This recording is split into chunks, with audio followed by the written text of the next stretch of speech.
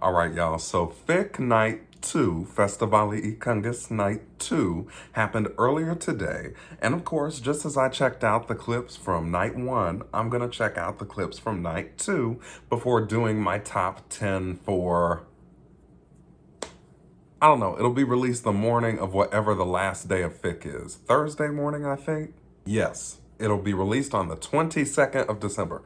So anyway, gonna check out the clips. I was able to tune into some of it at my desk today. So I have checked out some of these, but it'll be nice to be able to really do it, focus on the clips, and kind of recall what I thought. So we'll be going through it twice again, and then at the end, I'll tell you the songs that I enjoyed.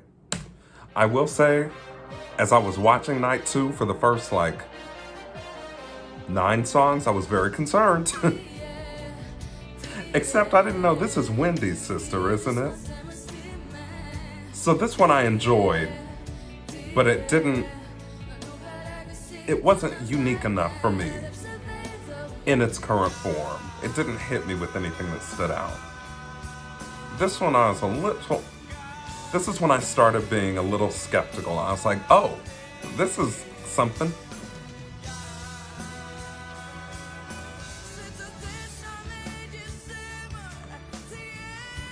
And see, she has a good voice, but the song just doesn't do anything for me. I don't think this will qualify in a Eurovision setting without some major redo. And you know how much I love him, and this song didn't really hit me either. Which I've loved his 2 previous songs, so it just didn't hit me. So you can see now there's a pattern. There's a pattern for me.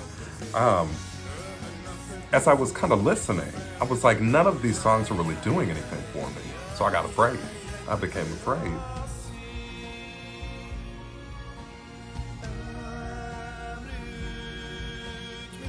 See, it's just, everything's kind of generic.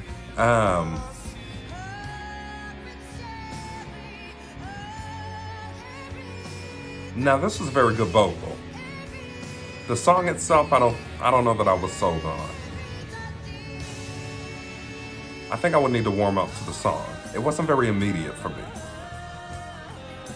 I liked his little outfit, and I kind of liked the song, but I didn't love the song. Gotta listen to that one a couple more times. She's back again. She's been the past few years.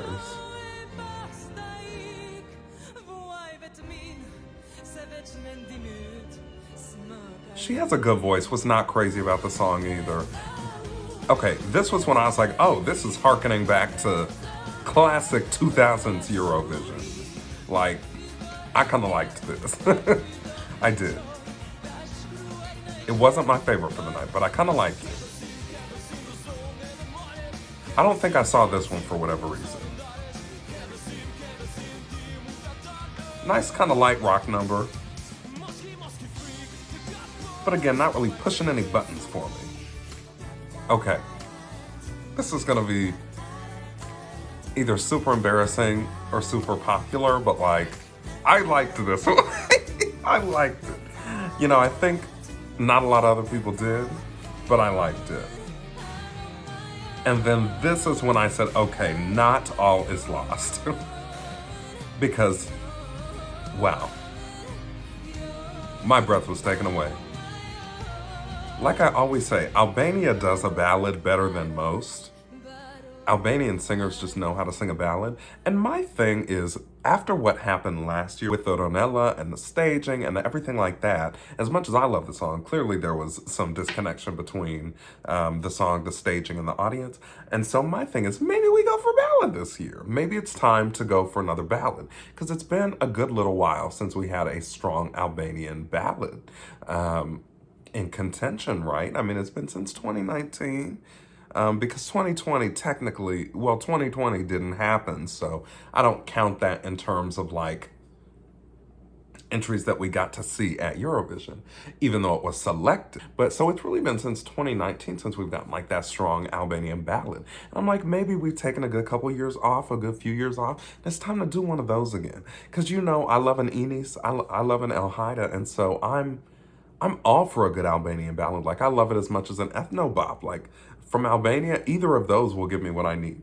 So anyway, that will factor into my top 10 that you'll see tomorrow. But let's check out the clips again now that I know I'm refreshed on kind of which order things were in.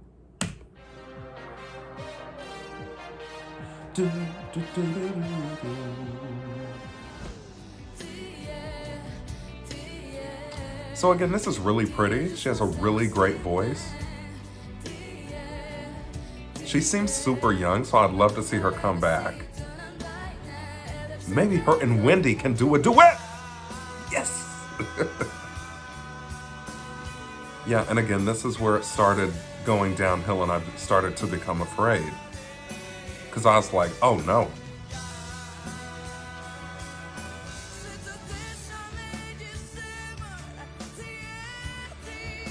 Yeah, and then we have the long stretch of just like songs that don't do much for me.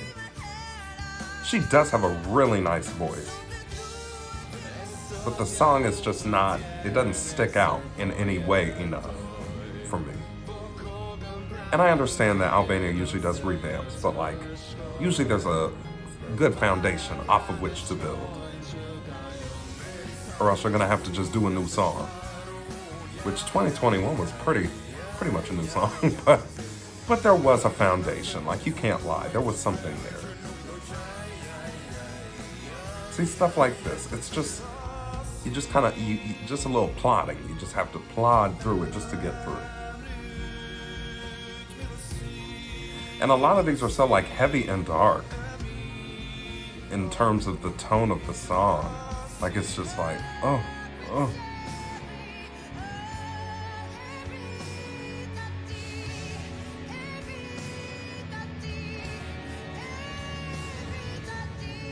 Again, very good voice, but I just am not necessarily sold on the song.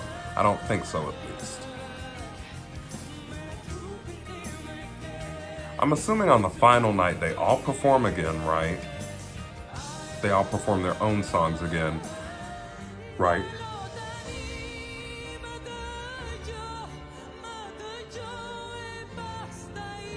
One day she's gonna come with a hit, either a nice, maybe like a nice, more ambitious ballad. Because usually her songs are pretty low-key. Good vocal, but low-key. I just like this for what it was. I don't know that I want it to win, but I do like it.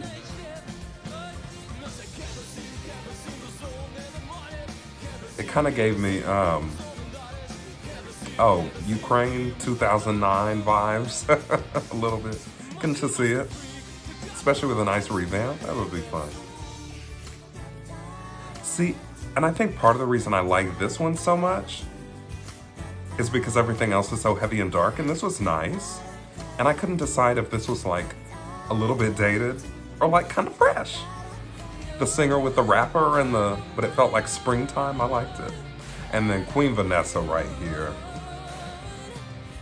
I don't know how the general public is feeling about Vanessa, but I'm on Team Vanessa for tonight, for FIK Day 2.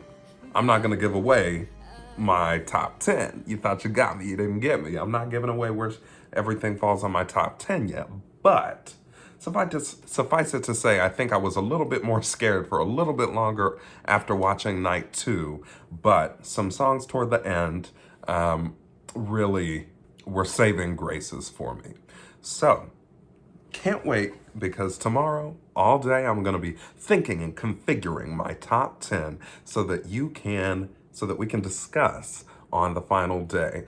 But the songs that really stood out to me from the list of FIK Day 2 entries is probably a smaller list than last time. Magnola with Dua. Enjoyed that for what it is. Again, it's given me a real Ukraine 2009 vibe. I'm Your Anti-Crisis Girl number, and I like that. I like that a lot.